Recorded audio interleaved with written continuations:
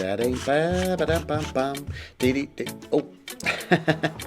Hello, everyone. Brian Richards here. I apologize. You caught me cleaning my card mat here. I want you to know there are a lot of YouTube magician teachers, but they don't keep their mats clean like I do.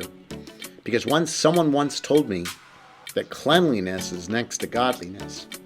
I know that's not actually in the Bible, but I think it was my mom actually that said that. Well, anyway, it doesn't really matter. Nonetheless, I go to the extra effort so that my card mat is super clean, just for all of you.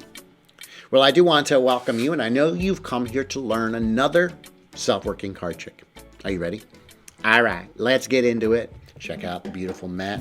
Not a speck of dust. Not yet, but there will be. Anyway, I have a deck of cards. All the cards, they're all different. And what I'm going to do is I'm going to have you pick a number between 5 and 50. It's totally up to you. What number do you pick? Ooh, 33. We're going to count down 33 cards. 1, 2, 3, 4, 5, 6, 7, 8, 9, 10, 11, 12, 13, 14, 15, 16, 17, 18, 19, 20, 21, 22, 23, 12, 14, 25, 26, 27, 28, 29, 30, 31, 32, 33. Wow, that was exhausting. I feel like I need a nap after doing that. All right, well, anyway, since you picked 33, we're going to take the two digits of 33, the number that you picked. We're going to add them together, which is 3 plus 3 is 6. Wow, you're really good in math. Here we go. 1, 2, 3, 4, 5, 6. Do memorize your card. Don't forget it. We'll lose it into the deck. You can even shuffle it. It doesn't really matter because my prediction is actually inside the box. Inside the box, there is actually one card. Let me get it out. It doesn't slide out quite right. There we go. Get out of there, you. Ah, yes. Cardstock. Anyway, check it out. Inside is the prediction, and it does indeed say the 10 of spades, the card that you picked. Pretty cool, right? I like that. And it's super fun. You make a prediction.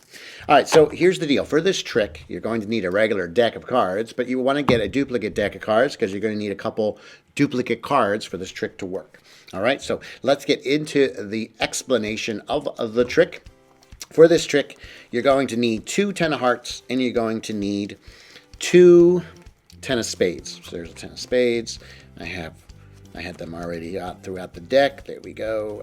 Where did I put the last 10 of hearts? I must have skipped it. Where is it? 10 of hearts, 10 of hearts, 10 of hearts. Where are you? Really?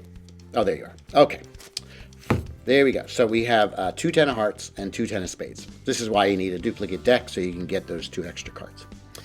Now what you're going to do is you are going to position these 10s in very specific positions in the deck. And they're going to be in basically multiples of 9. So you're going to put them in the 9th position, the 18th position, 27th position, and 36th position from the top of the deck. And I usually put the 10 of hearts closer, like in the top half, and I put the 10 of spades in the bottom half. So I go 1, 2, 3, 4, 5, 6, 7, 8, and I'm going to take... and I'm going to put the 10 of hearts in the 9th position. Then I'm going to continue to count 1, 2, 3, 4, 5, 6, 7, 8. And again, I'm going to put the next 10 in that position. 1, 2, 3, 4, 5, 6, 7, 8. Then we put the next 10 right there. 1, 2, 3, 4, 5, 6, 7, 8. And then the 10 of spades goes in that position. So again, the 10s are in basically multiples of 9, so 10 of hearts are positioned at 9 and 18, and then the 10 of spades are positioned at 27th card and the 36th card from the top of the deck. Now the other thing you're going to do is you're going to need to make 2 predictions. One prediction is 10 of spades. Put it on a piece of paper. You can fold it up and stick it inside the box like I did, or you can put it somewhere else, doesn't really matter. And then you need to put a 10 of hearts prediction. Now, if you buy a box of bicycle playing cards, I think they still have them, you can see there's actually a 10 of hearts right on the back. So it's already there. But if you don't have that, just write 10 of hearts on the back of the box. Have it this way. So no matter what, you have a prediction depending on which number they pick. All right? So now, depending on the number that they pick, is going to determine which prediction that you show. Okay, now what you're going to do is you're going to ask them to pick a number. And here's the key thing. You want them to pick a number between 9 and 49. Now, how you get them to pick that number is up to you, but you don't want them to pick a number that's below 9, and you don't want them to pick 50, 51, or 52. So you can either be very direct and say, I want you to pick a number between 9 and 49. Trust me, that works every time. Or you can have them pick a number, just say, I want you to pick a number between 5 and 50. Maybe pick one that, somewhere in the middle. It's totally up to you. And hopefully they'll pick one that is over the number 9, and that's fine. Now, here's the thing. You want to make sure you know your multiples of 9. Do you remember when you learned that in first or second grade? Yeah. You got to know 9, 18, 27, and 36. Just review those 4. Those 4 are the first multiples. You just got to know those. 9, 18, 27, and 36. Now, if they pick one of those numbers, all you're going to do is phase 1.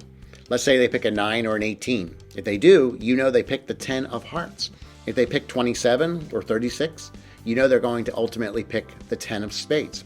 So all you're going to do, if they actually pick one of those that's a perfect multiple, is you're just going to count down to that card and you're going to show it to them.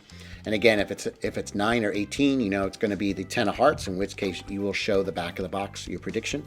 And if they pick 27 or 36, you're just going to take your prediction out from inside the box. Now, usually they don't pick a number that's a direct multiple. They pick something that's in between, and that's okay. Now, depending on the number they pick, again, you want to remember that number 27. That's really key. If they pick a number that's below 27, you still know it's going to be a 10 of hearts. And if they pick a number that's over 27, like 28 and above, then it's going to ultimately be the 10 of spades. Really important that you know that. Now, if they pick a number that is not a multiple, all you're going to do is you're going to go into phase number 2. Let's say they pick the number 23. You're going to count down 23 cards, reversing the order of the cards. 1, 2, 3, 4, 5, 6, 7, 8, 9, 10, 11, 12, 13, 14, 15, 16, 17, 18, 19, 20, 21, 22, and 23. You then take this packet, you put it aside. You pick up this pile and you say, since you chose 23, we're going to take the 2 digits of 23. We're going to add them together and we'll count down that many cards. And then the next card will be your card. So 23 is a 2 and a 3. 2 plus 3 is 5. Wow, you're good at math. We count down 5 cards. 1, 2, 3, 4, 5. Make sure you count all the cards. And then you're going to show them the next card. And it will be, of course, you already know what it's going to be. Because in this case, since they chose a number below 27, it's going to be the 10 of hearts. And again, if they chose a number that was over 20, like 28 and above, then it's going to be the 10 of spades. So since I knew 23 is below, I already know which card they picked. They're going to put it back into the pile. We can then have the deck shuffled. And since I know it is the 10 of hearts, all I have to do now is go to the right prediction. Since I know it's the 10 of hearts, say, now here's the crazy thing. There's a prediction already on this box. My friends, it is indeed your card, the 10 of hearts. How crazy is that? Isn't that a great trick?